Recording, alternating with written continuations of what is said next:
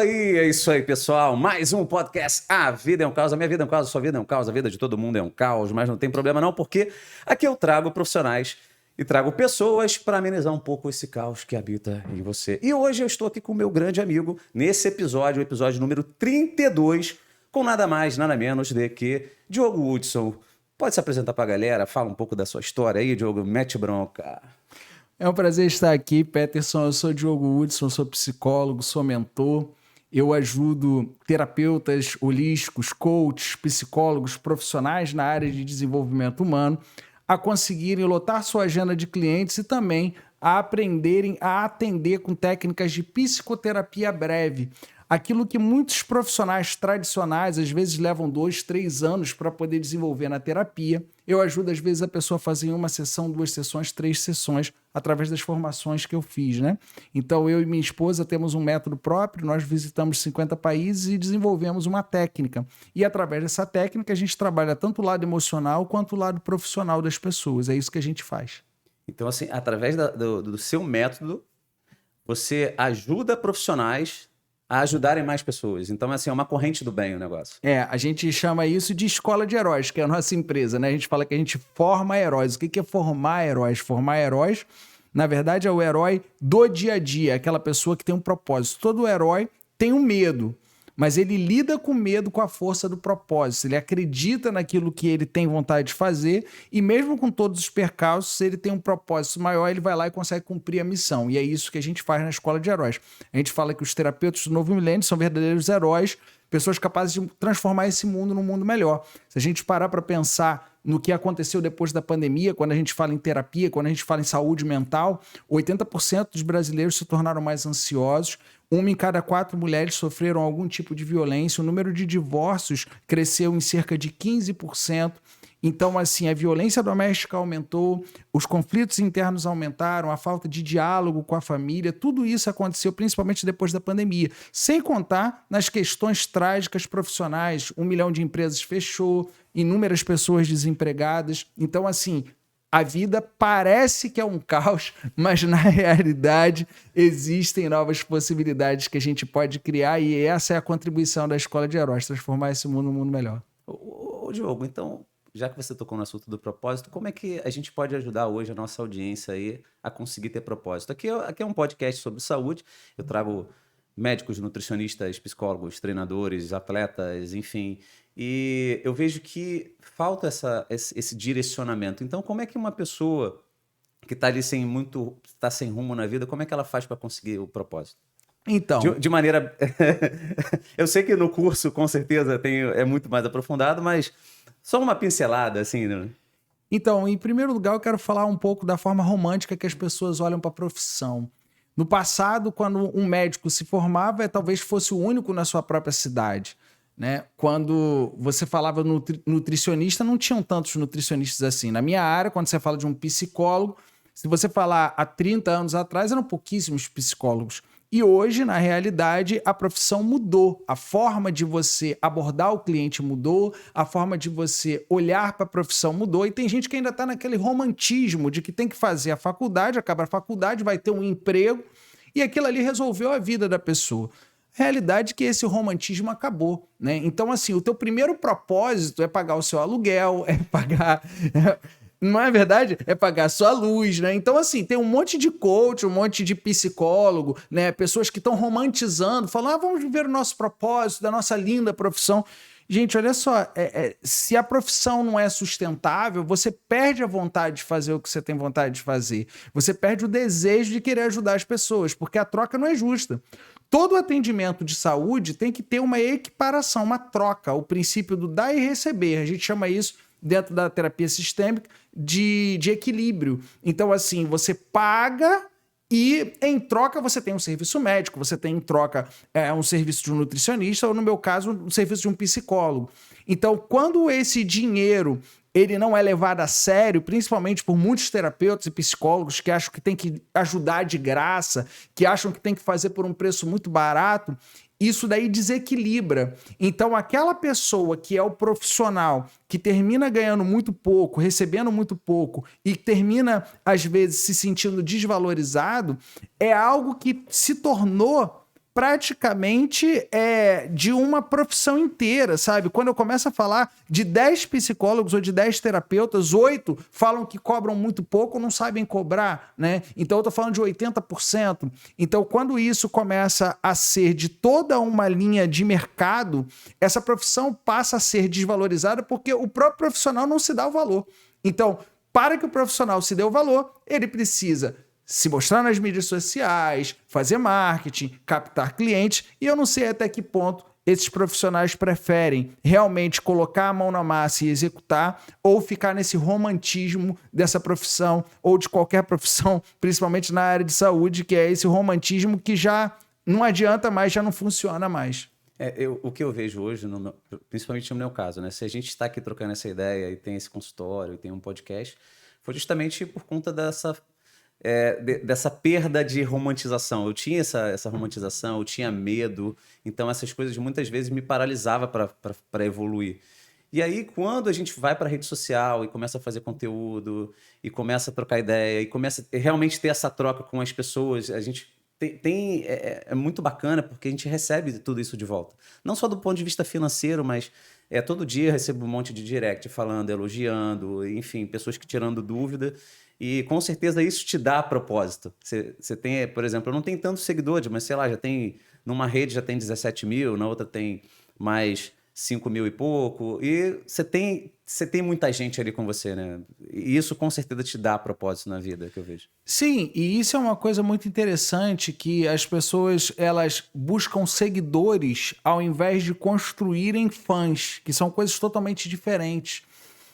Quando você busca seguidor, você está querendo ser celebridade. Quando você busca fãs, você está sendo autoridade. Então, se você tiver as pessoas certas lá, não necessariamente você precisa ter muita gente, mas as pessoas que vão te seguir, futuramente, se você vender um serviço ou um produto, vão comprar. Então, eu sou um profissional que eu vendo muitos produtos pela internet, mas eu não faço dancinha na internet. Não, nem eu, né? Eu tenho tudo desengonçado. E isso é uma coisa muito curiosa, que os profissionais de saúde acham, vai ser antiético eu falar na internet, eu vou ter que fazer dancinha. E, gente, não é isso. É você construir conteúdo e agregar valor na vida das pessoas. E propósito é exatamente isso, né? Propósito é você amar o que você faz, é você ser bom no que você faz, ser valorizado e ser recompensado. Quando a gente não é recompensado, principalmente financeiramente, a gente, às vezes, tende a se sentir desvalorizado e muitas vezes a gente começa a duvidar se a gente é bom o suficiente na nossa profissão e com o tempo a gente passa a desgostar do que a gente faz. É aquele cansaço da profissão que muitos profissionais sentem. Então eu acredito que quando a gente fala de propósito, o propósito não é algo muito longe, nem muito distante. O propósito é um sentido para fazer alguma coisa. Eu defino o propósito como a real utilidade para o meio, né? Então, assim, quando eu falei lá no início que parece uma brincadeira, né? Que o teu primeiro propósito é pagar a conta de luz, isso não é uma brincadeira, isso é uma realidade. Então, quando você traz a utilidade sua para o meio, você precisa ser útil para começar a bancar suas despesas, né, iniciais. Depois, no segundo sentido, aí você vai começar a crescer e vai falar, cara, como é que eu faço para agregar mais para as pessoas? Como é que eu faço para depois deixar um legado para as próximas gerações? Aí você vai aumentando esse sentido de propósito. Mas a palavra propósito é a real utilidade que você tem para o meio, seja com a sua profissão, seja como ser humano que você é. O propósito de ser filho, o propósito de ser um marido e o propósito de ser um bom profissional. Alguns convidados já falaram sobre isso e é bem bacana ouvir isso de você, porque eles falaram basicamente a mesma coisa. Olha, se você tiver sem rumo na vida, seja útil. Seja de alguém, alguma pessoa, ou sei lá, a muitas pessoas. Então, bem... Tá bem de acordo com o que as outras pessoas que passaram por aqui pelo podcast, eles falaram. Então, assim, seja útil. Então, se a pessoa tá sem rumo, seja útil. E como é que a gente faz, assim, o Diogo, para tirar esse profissional ou tirar essa pessoa da tal da procrastinação? De repente, a pessoa ali tá para baixo, tá sem propósito, não tá conseguindo enxergar direito para onde ela quer ir e fica lá sempre protelando, sempre procrastinando ali. Como é que a gente faz para uma pessoa ser menos procrastinadora nesse sentido? Eu vou responder a sua pergunta, mas eu gostaria de falar um pouco do mercado, né? O mercado de terapia, o mercado de psicologia. eu fiz muitas pesquisas, né? A Escola de Heróis, a minha empresa, já existe há 10 anos. Então, a gente já treinou mais de 100 mil pessoas e a gente tem inúmeros alunos. Então, a gente... Cara, calma, 100 mil pessoas? Diogo? 100 mil pessoas. Que isso é muita gente, Em cara. 10 anos. Cara, é muita gente. No É muita Brasil e gente. no exterior. Cara, é muita gente mesmo. Eu dei aula até na África. Fez um tour pela África falando sobre escola de heróis e falando... Pra você ter uma ideia, eu vou fugir muito do assunto. Não tem problema. Aqui é podcast, maneira é isso. Podcast a gente foge do assunto, volta pro assunto. É conversa aleatória, entendeu? Olha, eu tenho experiências assim na Angola, de lugares assim que eu nunca imaginei dar aula e são coisas inesquecíveis, assim. Do tipo assim, uma pessoa parar a cidade e ter fila no auditório e a gente chegar... e todo mundo tá esperando e querendo aprender, e é uma coisa assim que não dá para explicar em palavras. Eu dei 12 palestras, né, e dei alguns treinamentos também completos, né, na África, e para mim foi uma experiência de vida muito diferente, até porque assim, quando a gente olha para o Brasil, geralmente a gente tende a não valorizar o nosso próprio país. E quando a gente visita alguns lugares que ainda tem, por exemplo, páginas amarelas, né, teve um dos hotéis que eu tava, que assim que a gente chegou tinha catálogos de páginas amarelas, porque não tinha lá outra forma de você achar uma rua, um lugar. Então, assim, a gente começa a olhar e fala, cara, tá, mas e a população? Cara, a população quer aprender, a população quer conhecimento, quer se desenvolver. E, na realidade, o que a gente pode olhar para o mundo é isso, né? Que quando você pega ali depois da Segunda Guerra, os países começaram a olhar para a África sempre de lado. A verdade é essa, ignorar, né? Deixa a galera entrar em guerra civil, né? Aí, comunismo, né? Capitalismo, joga um pouco de armas, deixa eles se matarem lá. E é o que você vê, assim, a realidade é essa, né? Os países começaram a ficar muito atrasados, não estou falando de todos, mas alguns países na África.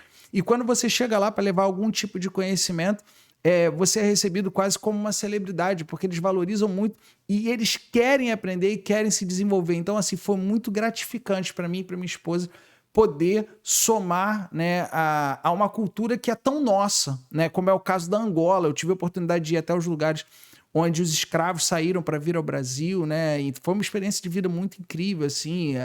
A gente não imagina o que foi, né, esse processo de escravidão. E eu tive lá, eu senti, fui no Museu da Escravidão, né? E eu vivi essas experiências que foram muito, muito produtivas para minha vida e para a vida da Escola de Heróis como um todo, né? Mas vamos voltar no teu assunto aí da procrastinação. Você falou da procrastinação, exatamente. Como é que o cara vai procrastinar mesmo? Mas não tem problema não, que a gente vai pro assunto, sai do assunto. Aqui é bate-papo sem roteiro mesmo, pô. Não tem... Então, falando... Aqui a gente vai... Ó... eu quero falar um pouco desse mercado. Eu quero falar do mercado de terapia, de psicologia como um todo. O Brasil hoje possui cerca de 600 mil profissionais, sendo que grande parte desses profissionais não atuam na área. São pessoas que querem atuar na área. O mercado de terapia, você não precisa de nenhum tipo de certificação reconhecida pelo MEC. Então, qualquer pessoa pode ser psicoterapeuta. Então, existem muitas pessoas que fazem inúmeras formações, querem entrar nessa área, mas às vezes não entram por medo, por insegurança, por falta de marketing, falta de empreendedorismo. E a gente fez uma pesquisa, né? Uma pesquisa com 1.500 profissionais dessa área. A gente descobriu que 51% do público é de outras áreas e quer trocar de profissão. E eles vieram principalmente depois de uma coisa muito trágica ter acontecido na vida deles. Às vezes perdeu um ente querido e ficou muito mal. Às vezes entrou no processo de depressão e ficou muito mal. Às vezes se separou da esposa ou do marido. E aí essas pessoas começaram a fazer cursos e a se desenvolver e começaram a querer trabalhar no mercado de terapia. Mas dentro da nossa pesquisa, a gente percebeu que existem duas causas que levam as pessoas a não engrenarem e nem terem sucesso nessa carreira. A primeira causa é a insegurança.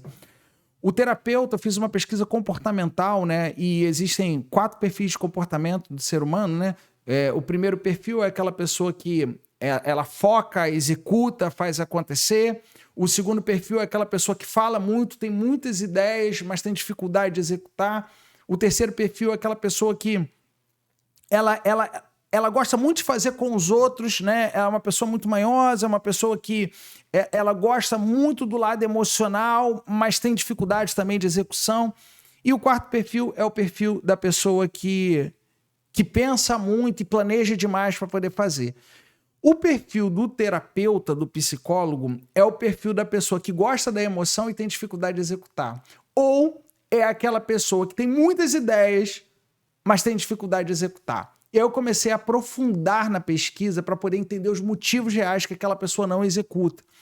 E por que eu estou falando isso? Porque isso se estende a outros profissionais de saúde, né? Que é o caso aqui do podcast. Então, a dificuldade de fazer um vídeo, a dificuldade de fazer uma live, a dificuldade de gravar de divulgar o seu trabalho, de olhar para o seu próprio trabalho como um negócio, de ir numa reunião de network e, ao invés de dar um cartão para poder a pessoa ligar, você pegar o telefone da pessoa, marcar uma sessão, conversar, ter iniciativa para poder vender, né, o seu trabalho e divulgar o seu trabalho. E aí eu fui buscar a explicação por quais motivos essas pessoas não tinham esse perfil.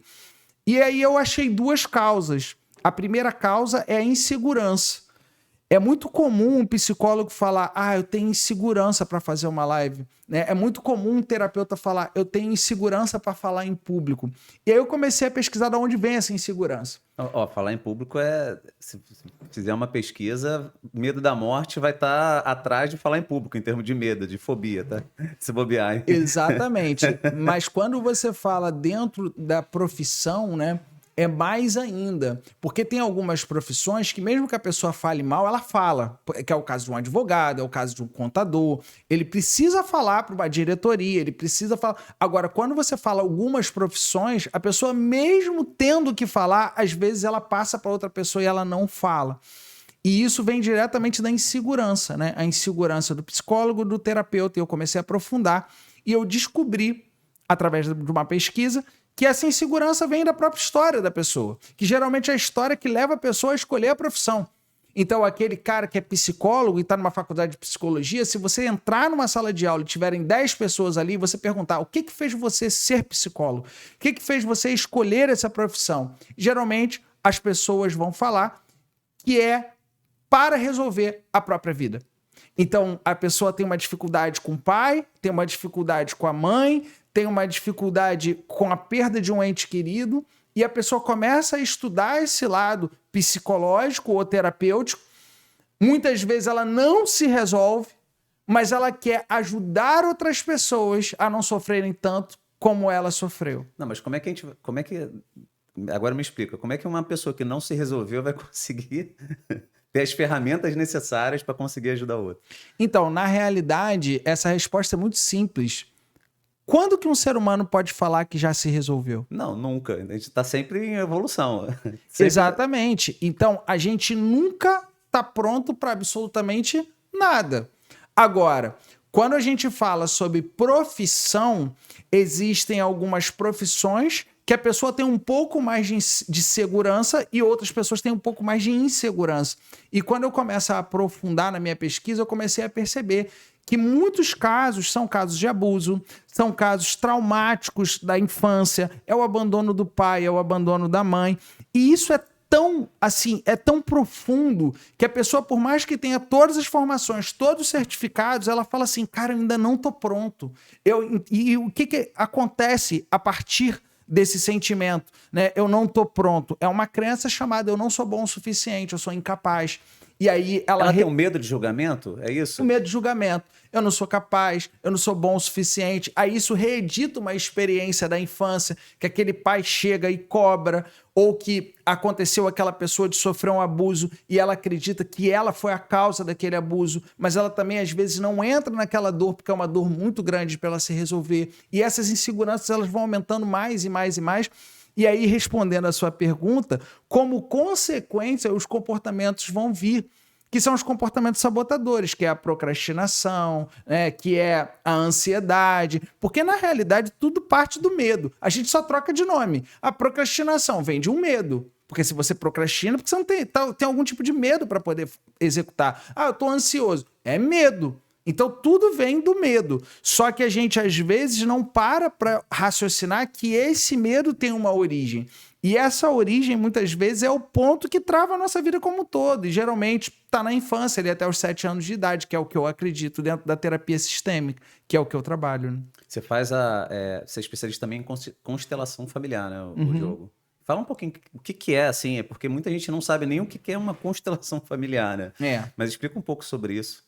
Olha, eu estudei na Alemanha com o Bert Hellinger, que foi o criador da técnica da constelação familiar, e as pessoas às vezes têm até um preconceito com esse nome, preconceito que muitas vezes vem da própria tradução do nome.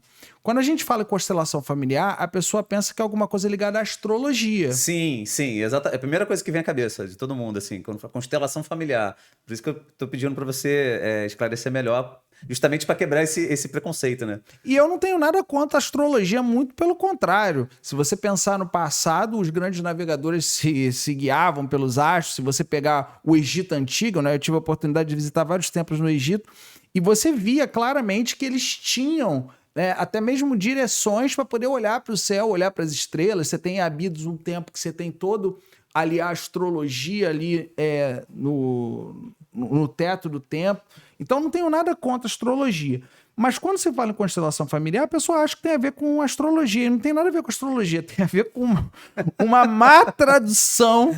Entendeu? A tradução literal ali. É uma má tradução do alemão para o português, porque o nome correto é posicionamento familiar. E aí faz muito sentido. Quando você fala... Para mim faz muito mais sentido. Posicionamento familiar. Porque quando a gente fala em posicionamento familiar, a gente entende que cada ser humano ocupa uma posição na família, assim como ocupa uma posição no trabalho. Vamos começar explicando pelo trabalho. Existe o general, o coronel, o sargento. Cada um ocupa uma posição. E numa família é a mesma coisa. Você tem o filho, você tem o pai, você tem o avô. E aí a gente pode exemplificar. Imagina um marido e uma mulher. O marido deveria ocupar a posição de marido. A mulher deveria ocupar a posição de esposa. E aí passa 1 ano, 2 anos, o casamento começa a entrar num desgaste. Aquela mulher começa a tratar o marido como filho. Então ele está fora do seu posicionamento. Então, a técnica, a constelação familiar, vai reposicionar aquela pessoa e alinhar aquela pessoa dentro daquela família. É isso que é o conceito do que é a constelação familiar. Todos nós temos uma posição, seja no emprego, seja no empreendedorismo, seja numa família. Todos nós temos grupos e dentro de cada grupo que a gente frequenta, a gente tem uma posição. Seja numa igreja, seja numa empresa, em qualquer lugar. E geralmente existem princípios que a gente não sabe, mas que eles existem na nossa vida como um todo, que é o princípio do pertencimento, da cooperação e da ordem. Quer que eu aprofunde um pouco mais? Não, pode. Pode meter bronca aí, cara. Vamos aprofundar que o papo tá bom. O pertencimento, a cooperação e a ordem são os 3 princípios sistêmicos que se aplicam a tudo que você imaginar na vida. Aí sim você pode falar que se aplicam aos astros, aos planetas, se aplicam ao ser humano, aos nossos órgãos, a tudo, né? O princípio do pertencimento é que tudo deve ser incluído. Então, tudo sempre será incluído. Todos os seres humanos devem ser incluídos. E aquele que não é incluído, a próxima geração sempre vai compensar para incluir de alguma forma. E eu tô falando de todos. Eu tô falando do assassino, eu tô falando do estuprador, eu tô falando de todos numa sociedade devem ser incluídos. E geralmente não é isso que a gente vê na nossa sociedade. A gente vê as pessoas sendo excluídas a qualquer custo. Aquela pessoa não se adaptou naquela profissão, naquele trabalho. Então exclui ela, coloca ela num canto isolada, coloca ela atrás de um aquário ali, né? É a tendência natural. Uma relação afetiva. Fulano me traiu, vamos excluir essa pessoa, vamos bater nessa pessoa. É uma tendência natural humana, mas a gente está aqui nesse planeta para incluir. E isso é muito difícil, porque incluir não é só racionalmente, é principalmente no sentir. Então esse é o primeiro princípio, o princípio do pertencimento. Segundo princípio é o princípio do dar e receber, que a gente chama de equilíbrio, ou a gente chama do princípio da cooperação. E isso é muito ligado à nossa expectativa. Então, vou dar alguns exemplos para poder ficar mais claro para os ouvintes. A gente tende a achar que o nosso pai tem que ser do jeito que a gente quer e a nossa mãe tem que ser do jeito que a gente quer. E a criança cria muito essa ilusão. Então imagine uma mãe que fala assim, ó, preciso viajar 15 dias por causa de trabalho. Na cabeça daquela criança, são 15 anos que a mãe viajou. E aí aquela criança começa a criar uma expectativa absurda, que é assim, a mamãe nunca me deu amor, ela não me ama, ela não gosta de mim, ponto. Então aquela criança vira uma mulher, vira um homem, que tem certeza que a mãe não deu amor. E tudo que essa pessoa vai viver é em função disso, em função da expectativa que ela criou em relação à mãe. Outro exemplo. E aí, isso aí transborda para um futuro relacionamento. Claro. Seja de trabalho ou até mesmo amoroso, né?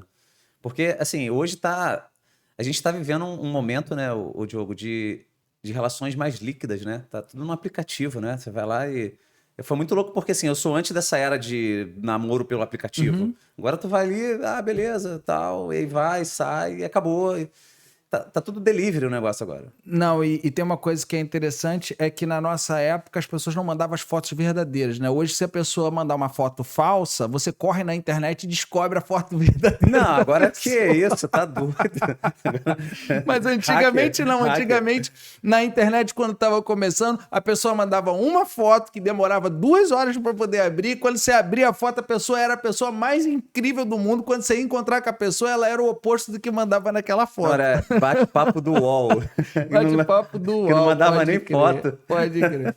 Bate-papo do UOL. Isso, a gente denunciou a nossa idade, né? Denunciou totalmente, completamente, né? A nossa idade. É óbvio que a gente rebobinou fita com a caneta Bic. Não tem como a gente dizer que não, né? Eu falo que eu adoro meus cabelos brancos, justamente porque eu sempre brinco assim, pô, Pet, mas você tá cheio de cabelo branco. Eu falei, cara... Processo de envelhecimento. A segunda opção é pior, então vamos lá, vamos ter cabelo branco. Pô. É o que você tem para hoje, né? É o que tem para hoje. Mas aí, voltando aí pro nosso assunto da cooperação, da lei do dar e receber, né? É o equilíbrio entre o dar e o receber. Então, tudo na vida é o dar e o receber. Você pega um estagiário que acabou de entrar para uma empresa e ele pergunta para a empresa assim, olha... quando que vocês vão me contratar? O estagiário perguntando para uma empresa, ele acabou de entrar, tem 15 dias. Então, a lei do dar e receber está fora, né? Está totalmente fora da posição, a lei do dar e do receber. E aí você também percebe isso dentro das relações afetivas. Então, às vezes, aquele jogo de casal começa a acontecer por causa dessa expectativa do dar e do receber. Olha, ontem eu fui com você naquela festa, ontem eu fui com você naquele lugar, hoje você tem que ir comigo naquele outro lugar. E na realidade, quando isso começa a acontecer múltiplas vezes, o relacionamento cansa, se desgasta, então a gente precisa alinhar essa cooperação, essa segunda lei, que é a lei do dar e receber, que é a lei do equilíbrio. E por último, a ordem. A ordem nada mais é do que a hierarquia que existe, seja numa família, seja no ambiente profissional. Você tem o diretor, você tem o gerente, você tem o coordenador. Numa família você tem o avô, você tem o pai, você tem a mãe. E quando a gente começa a olhar para uma família, geralmente as coisas estão fora da ordem. É o neto gritando com o avô, é a esposa e o marido, às vezes... cada um tem um papel dentro da relação, mas às vezes um toma a frente do outro e às vezes isso interfere na educação da criança, né? Que se você for parar para pensar, às vezes a mãe ali briga com aquela criança, o pai, ao invés de empoderar a mãe, ele coloca a mãe como bruxa má e ele se torna o príncipe encantado da família. Eu vou fazer tudo que meu filho quer porque a mãe dele não deixa. Isso é a sair da ordem, porque você tira totalmente o papel de responsável da mãe, de responsabilidade da mãe, o papel de educação, de educadora da mãe. Então, isso daqui é um exemplo do que é a ordem. Então, os 3 princípios são o pertencimento, a cooperação e a ordem. São as 3 leis que regem todo o universo e todo ser humano. Então, esse desajuste aí, principalmente nessa coisa do dar e receber, por exemplo, está criando uma legião de pessoas hoje muito mais egoístas, né? Então, assim, como é que a gente vai ter um bom relacionamento com essa pessoa? Porque, assim, é um egoísmo visceral quase, se a gente for analisar. Então, eu tenho um outro prisma, assim, eu tenho uma outra visão. Eu acredito que o ser humano é solidário na essência. Eu acredito isso por experiência de vida. Assim, eu vou contar uma história bem rápida. Quando começou a pandemia, né, o coronavírus começou a virar notícia, o Brasil estava em carnaval, mas estava todo mundo pensando o que vai acontecer depois do carnaval. as notícias estavam cada vez mais alarmantes e eu estava na China com a minha esposa.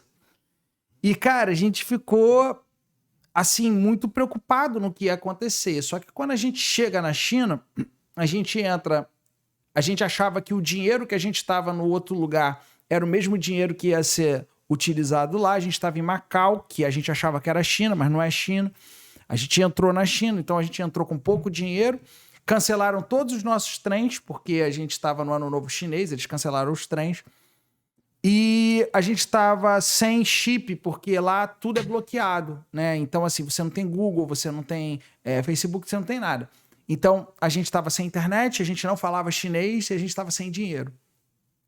E aí, a gente estava no hotel... Total caos. A vida é totalmente caótica. Totalmente caótica. A gente estava no hotel, aí conseguimos um cara que falava inglês. Esse cara desenhou, porque o idioma, o mandarim, ele é todo desenhado, né? Então, o cara desenhou um papel pra gente e os dois brasileiros no meio da rua fazendo assim pro ônibus. O ônibus levou a gente até a borda, né, a fronteira. Aí a gente virou pro guarda e mostrava a mesma placa, que era onde a gente queria chegar. Aí a gente mostrou pro cara do táxi. E a gente chegou numa rodoviária. Quando a gente chegou nessa rodoviária, todo mundo ali só falava chinês. E aí a gente viu um cara com colete. E eu falei, pô, esse cara deve trabalhar aqui. Aí chegamos próximos ao cara, começamos a falar inglês. Ele não entendia, mas ele teve boa vontade. Aí ele ligou para uma outra pessoa, aí veio uma mulher. A mulher muito sorridente, muito solícita, ela só falava chinês, a gente só falava inglês. Ela não entendia o que a gente estava falando, mas eu sentia que ela estava falando que ela ia nos ajudar. Eles ligaram para uma terceira, para uma quarta, para uma quinta pessoa e chegou um cara ali para traduzir todo mundo. O cara estava no meio do expediente. Chegou de terno e gravata e começou a traduzir a gente. E aí aquela... No inglês. No inglês. E aí aquela senhora virou pra gente e falou, não se preocupe, a gente vai te ajudar. Ela nunca tinha visto a gente. Ela colocou a gente no carro dela, levou a gente no primeiro banco, não tinha como sacar dinheiro. No segundo banco também não tinha como sacar dinheiro. No terceiro banco nós conseguimos o dinheiro. Voltamos para a rodoviária, compramos as passagens, só tinha pro dia seguinte a passagem. Ela falou, a gente não vai deixar vocês no meio da rua, nós vamos colocar você num hotel seguro. Colocaram a gente no hotel, a gente foi pro hotel. Ela falou, agora vocês estão seguros? Olha, a gente só quer uma foto com vocês. A gente bateu uma foto, a gente agradeceu a eles do fundo do coração. E a gente conseguiu ficar bem ali, a gente pegou um ônibus, a gente conseguiu chegar no lugar que a gente queria. Isso demonstra claramente que o ser humano é solidário, em qualquer idioma, em qualquer lugar. Só que a gente, às vezes, cria uma coisa que é a ilusão. Né? A gente cria uma ilusão a partir de um universo que é a nossa realidade. Então, eu vou dar exemplos aqui. Vamos imaginar um programador, cara de TI, acabou de sair da faculdade. Ele começa a trabalhar numa empresa. Ele pode trabalhar na Microsoft, na Apple, ele pode trabalhar em qualquer lugar do mundo, na China, na Índia, no Paquistão, em qualquer lugar do mundo. Mas a realidade que ele cria é a realidade daquela empresa. E quando ele cria a realidade daquela empresa, ele começa a criar ilusões em cima daquela empresa. Então, todos os problemas do mundo ficam no universo daquela pessoa, naquele lugar, naquela empresa. E a partir disso, a gente deixa de ver o mundo e o universo do jeito que é e a gente cria o nosso próprio universo. E quando a gente cria o nosso próprio universo, é como se a gente fosse um avatar do metaverso nesse universo que a gente criou. Então é como se a gente criasse um personagem. Quando você começa a pegar os casos de suicídio, por exemplo, ou pessoas que estão numa depressão muito profunda, a pessoa nada mais faz do que criar um avatar dela mesma num universo finito que ela criou. Isso seria a persona? Na verdade seria as sombras, né? Se você buscar a explicação do Jung, né? É como se fossem as sombras. E o que a pessoa faz ali? Ela é como se ela saísse da própria essência e ela criasse, né, uma ilusão. Então, o mundo tem que ser da forma dela. Para quê? Para que dê certo, que ela tenha controle, domínio e poder. Essa é a percepção. E isso daí nada mais é do que uma visão interna a partir do momento que a pessoa tem autoconhecimento. Porque quando ela não tem autoconhecimento, para ela aquilo ali é sempre um caos, é sempre um problema. E daí a gente começa a entender o motivo de um jovem de 15 anos, de 12 anos, de pegar um clipe ou uma faca e começar a se cortar. Porque ele fala que a dor física é muito menor do que a dor mental. E o que é um ser humano que começa a se cortar? É um ser humano que cria um avatar, que cria um personagem em cima de um universo que é finito. Então a pessoa só está olhando para aquele universo. Ela só está criando aquelas possibilidades. Como a coisa não funciona do jeito dela, o que ela começa a fazer? Cara, eu tô errado. Eu vim com defeito, eu tenho um problema. Só que o universo é infinito. Só que se a pessoa não está vendo todas as possibilidades, ela se fecha naquela ilusão. E quando ela se fecha naquela própria ilusão, é óbvio que ela vai olhar para a vida como um fracasso, né? Ela não vai falar que ela está um fracasso, ela vai falar que ela é um fracasso.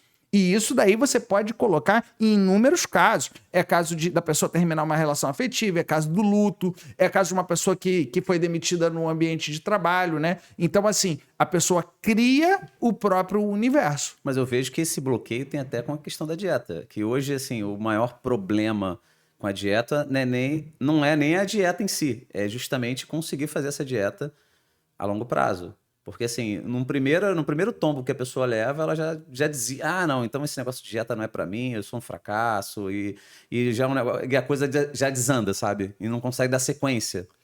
Eu vou aprofundar nessa coisa comportamental, mas deixa eu só voltar no tom da tua outra pergunta, que é a questão do egoísmo.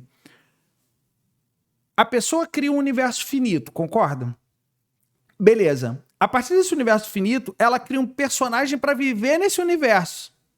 E quando ela cria um personagem para viver nesse universo, ela quer ter poder, controle e domínio. Qual é a melhor forma dela ter poder, controle e domínio? Através de 3 palavras: vaidade, orgulho e egoísmo. Razão de todo sofrimento humano. Todo sofrimento humano vem da vaidade, do orgulho e do egoísmo. Então, Diogo, o que você está dizendo? Eu estou dizendo que se você está aqui ouvindo a gente hoje, está sofrendo por qualquer motivo, você criou um universo finito. Eu tô sofrendo porque eu tô sem dinheiro, porque meu emprego não tá bom. Cara, isso é um universo finito. Você pode ter várias formas de você desenvolver dinheiro, você pode ter o melhor emprego do mundo, mas você tá num universo finito. Segundo, você criou um personagem que provavelmente não é você para tentar sobreviver nesse universo finito que você criou.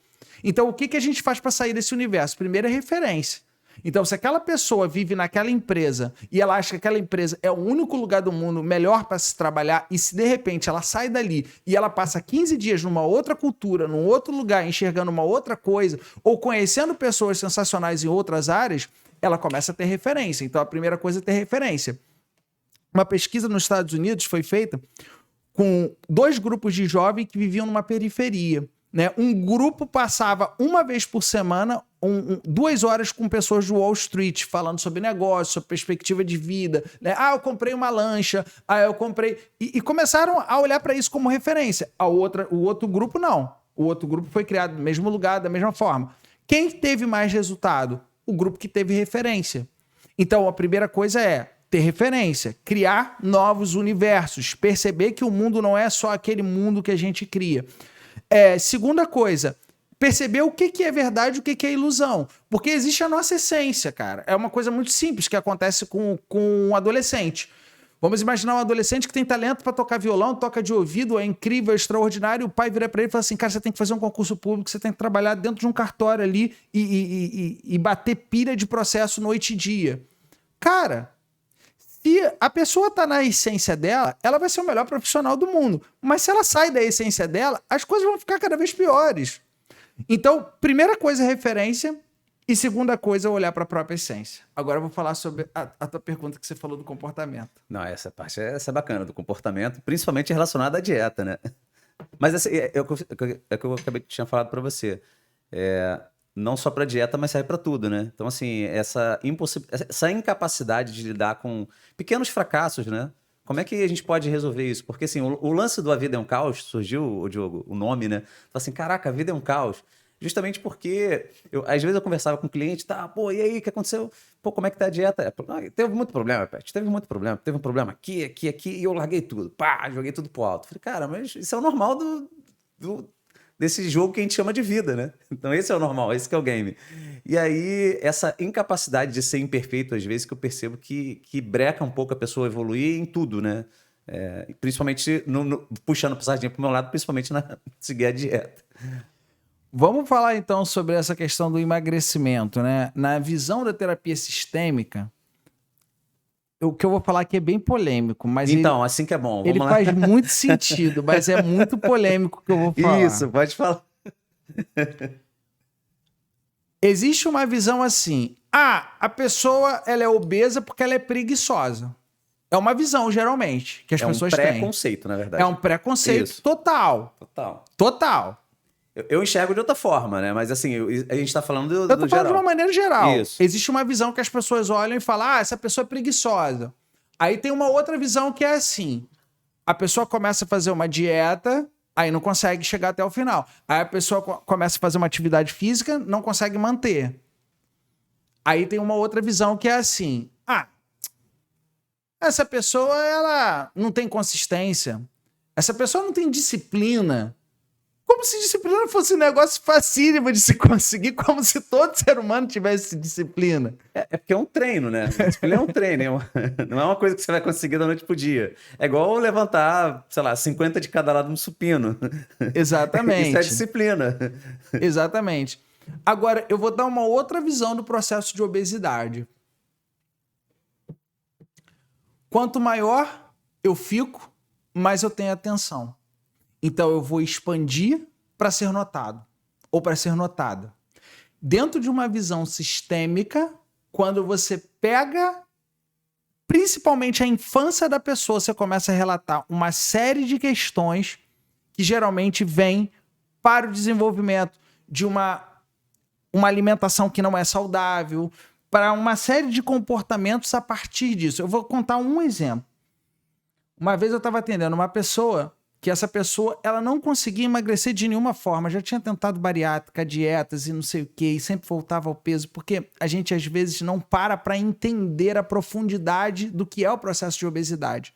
Né? Assim, você pode falar muito melhor do que eu, mas através desse exemplo eu vou fundamentar o que eu acabei de falar. Geralmente a gente só quer olhar para o problema de hoje, mas não quer entender de onde esse problema veio, né? Como ele surgiu. Então, eu estava atendendo essa pessoa falava, não, porque eu quero emagrecer e eu não sei como emagrecer, né? E aí vem a questão sistêmica. Quando a gente fala de visão sistêmica, é a visão integral do ser humano. Uma coisa que a saúde, né, principalmente os profissionais da saúde, mudaram muito essa visão integral, né? Isso é uma questão de ciência, né? Da ciência para cá. Porque no passado, se você pegar a medicina chinesa, a medicina egípcia, se você pegar uma série de culturas anteriores, a própria Ayurveda, o ser humano sempre foi visto de uma forma integral. Emoção, corpo e espírito nunca se separou, mas numa visão científica isso se separa. Então, quando a pessoa fala de obesidade, se você for pegar um médico, né, um endócrino, ele vai falar, cara, olha só, você tem que fazer os exames de sangue, eu vou olhar aqui e tal, tal. Se você pegar um nutricionista, ele vai passar uma dieta, um cardápio. Foi, voltou. Mas quando você pega uma visão sistêmica e você olha integralmente a vida daquela pessoa, né, principalmente a visão do psicólogo, né, que é voltar na infância daquela pessoa, você encontra histórias como essa que eu vou contar. Era uma vez uma pessoa que não conseguia emagrecer, fez dietas, fez cirurgia bariátrica, fez tudo. E, de repente, eu começo a trabalhar com essa pessoa e essa pessoa começa a entrar no fluxo, né? O flow, que é o pleno estado de atenção. Quando você está fazendo a terapia, a pessoa entra nesse estado de atenção, ali ela começa a acessar memórias e ela foi até uma memória. A memória era quando essa pessoa era muito pequena, era uma criança, e a mãe falava, você tem que comer tudo que está no prato. E a criança falava, não vou comer, eu não quero comer o que está no prato. Não tô com fome. Não tô com fome de comer. Não, você vai comer tudo que está no prato. Ah, você não vai comer, não? A mãe ia, chegava no guarda-roupa, pegava uma mala, colocava as roupas dela ali e colocava as malas em cima da mesa e falava assim, olha só, come, porque se você não comer, a mamãe vai embora. Caraca, pesado, cara. Aí você fala assim, tá, será que uma dieta funciona para essa pessoa? Será que é só a dieta? Será que dieta não vai funcionar, não é dieta. Será que é atividade física? Será que é falta de disciplina? Então, quando a gente olha para uma visão integral, né, e aí voltando naquele conceito, eu preciso de atenção. E a forma de eu ter atenção e me sentir amado pela mamãe é como? Comendo. É muito profundo, não é? Não, profundo pra caramba, bicho. Profundo pra caramba. Eu já encontrei vários casos aqui, justamente em relação a pessoas que têm problema para comer vegetais. E aí você vai conversar, você, cara, eu não consigo comer nenhum vegetal. Eu falei, cara, mas por quê? Ah, porque quando eu era mais novo, minha mãe, cara, me obrigava de um jeito assim absurdo eu comer vegetal, eu tinha que comer, e hoje eu não consigo sentir o cheiro, não consigo sentir a textura na boca, que eu vomito. E é uma resposta totalmente psicológica, não é fisiológico isso. É totalmente psicológico. Só E que vem dessa carga lá do início, lá de trás. vem, mas geralmente as pessoas não olham para a causa, porque a causa é profunda e causa muita dor, né? Então, mas eu recomendo, nesses casos, eu falo, olha, não sou eu que essa parte aí, eu tenho que passar a bola. Não sou eu que vou fazer essa. Simplesmente falar pra você, tem que comer porque tem que comer, não vai funcionar. Não é assim. Então, assim, aí eu recomendo, falando, você tem que buscar ajuda profissional, justamente para poder trabalhar isso, para ter as ferramentas, mas normalmente muita gente não aceita. Não aceita a indicação, acha que é frescura, ou então, vai no psicólogo porque tá maluco. Tem esse preconceito ainda, visceral nas pessoas, sabe? Total, completamente. E um dos maiores responsáveis, né, por esse preconceito é o próprio profissional de psicologia, é o próprio terapeuta. Porque quando você pensa assim, vamos imaginar assim um empresário, tá? Vamos pensar um cara que é comerciante, um dono de uma indústria, né? O cara é muito objetivo, é muito focado, ele quer dinheiro, ele quer resultado, ele quer que as pessoas façam aquilo que precisa ser feito, ele é pragmático. E aí, quando você pega um psicólogo ou um terapeuta que é lunático, né, aquela pessoa que está sempre no abstrato, falando de autoconhecimento, esse empresário vai pagar? Não vai pagar. Então, o próprio profissional, às vezes, ele não se valoriza. Por isso que eu falo, né, e é o que eu ensino, né, o terapeuta do novo milênio é aquele que deve ter um lado que é o lado emocional e profundo, e você precisa entrar na profundidade da necessidade da pessoa, entender o mundo das causas, os traumas de infância, como é que aquela pessoa viveu no seu sistema familiar. E, de outro lado, o terapeuta do novo milênio deve ter uma série de ferramentas profissionais para poder focar em planejamento, em resultado, em metas, porque senão o homem moderno não consegue ser bem atendido por um profissional que trata da sua mente. Não é só o lado emocional, é o lado emocional e o lado profissional, os dois ao mesmo tempo. E aí que entra o teu método. Sim, o método da escola de heróis. Exato. Eu tava dando um pouquinho da sua biografia, né? Você era advogado, né, Diogo? E sua esposa era médica, é isso? E aí vocês saíram das áreas e se encontraram ali dentro da psicologia. Então, resumindo a história, né? Eu estava infeliz na minha vida profissional, eu tinha terminado um relacionamento afetivo e eu comecei a cuidar das minhas emoções. Eu falei, cara, eu não tô feliz. Por que eu não tô feliz assim? Se eu tô tendo a vida que todo mundo gostaria que eu tivesse, eu gostaria de ter. Você ganhava bem? Ganhava bem, cara. Ganhava de 20 a 30 mil por mês. Eu já era bem sucedido. Eu tinha livro escrito na área, né? Então, assim, dava aula na Escola Superior de Advocacia. Então, assim, eu era reconhecido. Só que eu não tava feliz no que eu tava fazendo. Assim, eu ficava pensando assim, cara, nos próximos 30 anos eu vou continuar falando pra advogado, é isso que eu quero na minha vida. E tinha uma coisa que também era a sede de conhecimento e a sede de espalhar esse conhecimento. Então eu comecei a buscar cursos de desenvolvimento pessoal. Eu fiz vários cursos, assim, e eu tenho experiências de histórias de vida, assim, fantásticas, assim, para inspirar as pessoas, que eu vivi, por exemplo, na Índia, eu estudei com o Tony Robbins nos Estados Unidos. Então, assim, eu comecei a olhar para isso e falar, cara, eu quero trabalhar com isso, quero viver disso.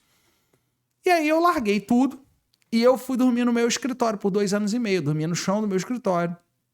E ali eu montei uma sala de aula e eu montei uma sala de atendimento. Então eu atendia e dava aula. E aí eu comecei a ensinar as técnicas que eu estava aplicando. E um dia eu botei um anúncio naquele site de compra coletiva que é o Groupon. E aí a Flávia, que é minha esposa, ela veio fazer o curso. Aí terminou o curso, ela fez a formação completa. Depois de fazer a formação completa, ela se tornou sócia e a gente virou sócio. Nós viramos sócios e depois de 7 meses a gente se apaixonou. virou aluna, depois sócia, depois esposa. Nos apaixonamos. E assim é a nossa história. E agora a empresa faz 10 anos.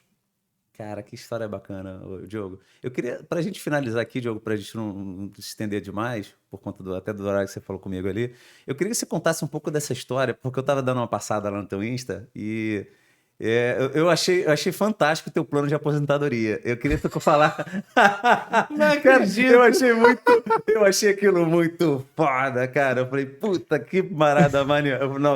Então, eu queria que tu falasse um pouquinho desse plano, porque eu peguei só um pedacinho assim, eu falei, não, eu quero perguntar isso pessoalmente, Então vamos que eu achei lá. fantástico. É o seguinte, cara, as pessoas têm muitos sonhos materiais, né?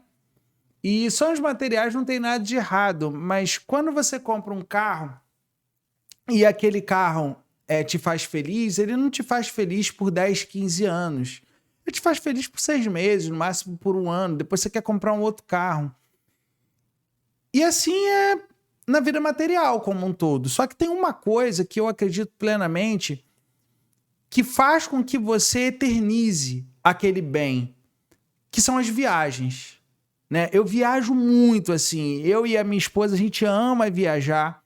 E eu acredito que viajar é uma coisa que, em primeiro lugar, assim, você eterniza aquele momento. Mesmo que você volte naquele lugar, coma a mesma comida, não é a mesma sensação. Então, internamente, faz um movimento em você. E externamente, tem uma coisa muito legal que eu falo, que é quebrar preconceito. Então, as pessoas, por exemplo, o exemplo que eu sempre dou é a burca.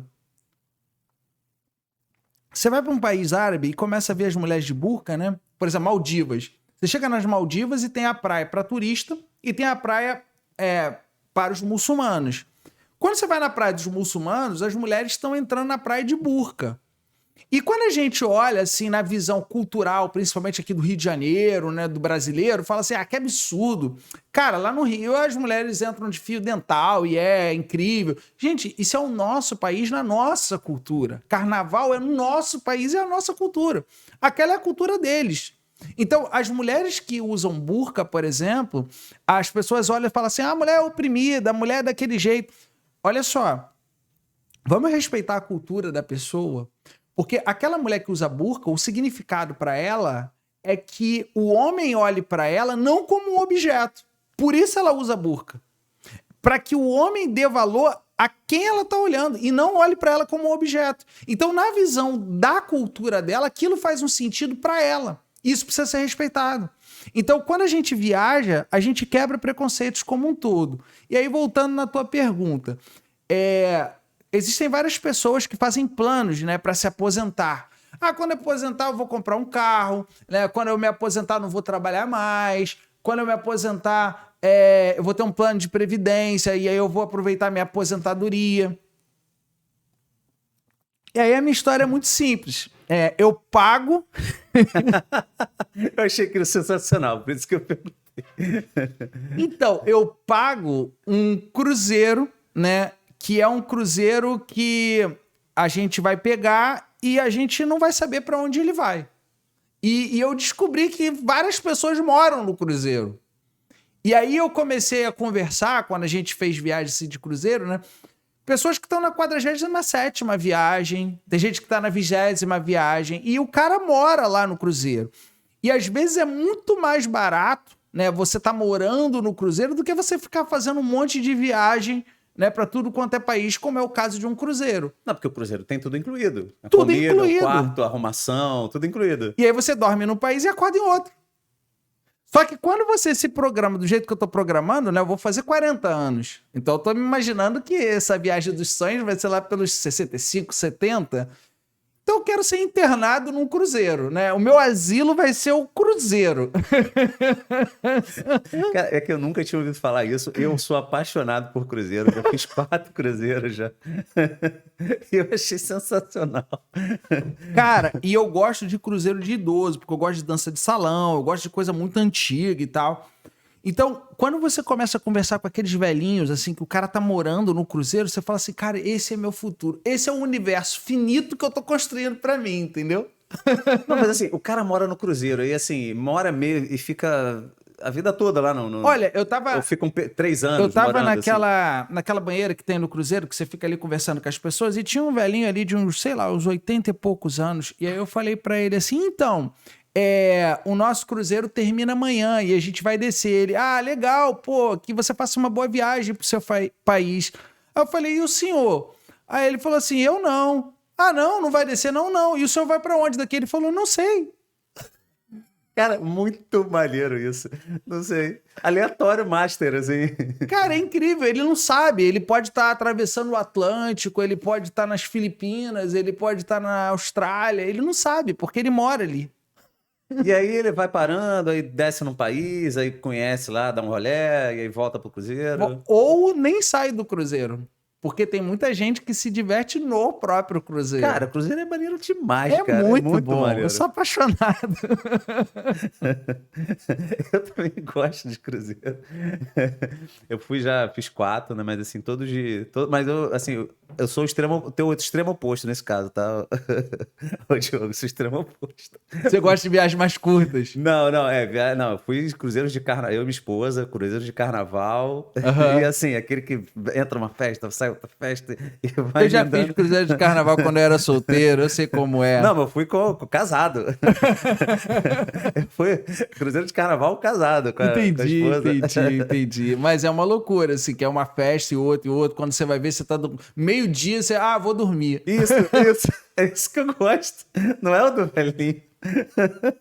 Não é do coroinha, é esse. Eu falo que eu tive fases, né? Hoje eu prefiro um programa assim mais. Eu gosto de cruzeiro de idoso mesmo, aquele cruzeiro que as pessoas vão, como fazer um prato de macarrão? Eu vou lá pra aula, fico lá, jogo bingo, eu gosto disso. Não perfil. Mas eu vou chegar lá. Eu vou chegar lá. Pô, ô, Diogo, gostaria de agradecer, cara, imensamente aqui a sua contribuição aqui com o podcast A Vida é um Caos. Pô, que conversa boa. Vamos combinar um outro dia para você vir com mais tempo aqui, pra gente trocar, pra gente gastar aqui, ficar aqui, fazer uma rave de podcast, porque eu tenho certeza que eu não consegui sugar nem 1% aí de todo o teu conhecimento, mas foi muito bacana. E aqui as portas estão abertas aqui pro podcast A Vida no Caos, sempre que você quiser. Se você quer, Pet, eu tô afim de ir no podcast, eu vou levar um convidado, a gente faz um podcast aqui, troca ideia sobre a Terra Aguiar. E foi que bacana, cara. E um prazer enorme aprofundar mais esse conhecimento que o BNI trouxe pra gente aí, né? Todo Essa troca, né? Eu quero também te agradecer demais pela oportunidade. Pode contar comigo no que for necessário aí pra você. E eu quero avisar as pessoas do evento que eu vou fazer, o evento de 10 anos da minha empresa, da Escola de Heróis. E vai ser agora esse mês? Vai ser agora, dias 19, 20 e 21 de agosto. Então, se você é da área de saúde, se você está aqui e quer se aprofundar em técnicas de desenvolvimento pessoal, em técnicas terapêuticas, eu vou fazer atendimentos ao vivo, vou fazer sessões de terapia, vou aplicar constelação familiar, vou aplicar programação neurolinguística, vou aplicar várias técnicas ao vivo durante os 3 dias e também eu vou entregar várias ferramentas de marketing digital, de captação de clientes, estratégias para você lotar a sua agenda de clientes. Então, se você é profissional de saúde, você vai ser muito bem-vindo no nosso evento, dias 19, 20 e 21 de agosto, de 9 às 20 horas, no Vogue Square do Rio de Janeiro. É só entrar no nosso site, escoladeheróistreinamentos.com.br. Eu vou colocar aqui na descrição, acabar nossa live aqui, eu coloco aqui na descrição, e aí quem quiser acessar, é só apertar no link aqui que eu vou colocar logo depois da gente fechar aqui a live, tá? Diogão, muito obrigado. Primeira de muitas aqui, sensacional. Obrigado, Márcio. Gratidão, Gratidão mesmo, total, coração, cara. Adorei. Valeu. Foi incrível, valeu. E é isso então, pessoal. Ficamos aí com mais um podcast A Vida é um Caos. E até o próximo convidado. Não, quarta-feira tem mais podcast, só que aí só com o Pet, né? Só com o Pet aqui, que é o Pet Responde. Grande abraço a todo mundo aí. Vamos lá. Valeu! Vou finalizar aqui o pessoal do Instagram. Vocês se inscreveram no